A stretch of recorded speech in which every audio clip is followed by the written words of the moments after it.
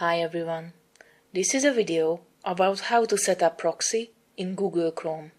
Once you have opened Google Chrome, click on the three dots and open the settings. Select the System menu and click on Open your computer's proxy settings. At Manual Proxy Setup, turn on the Use the Proxy Server option, then type in the address and the port number. After that, hit Save. Once you have opened the library's homepage, an authentication window will automatically pop up, asking for your login details.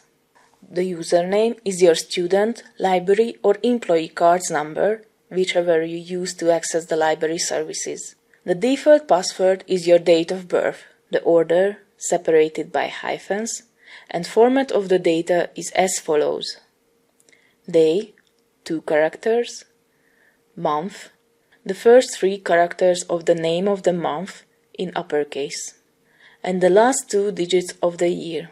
It is important to be precise when entering the password and to pay attention to capital letters and hyphens.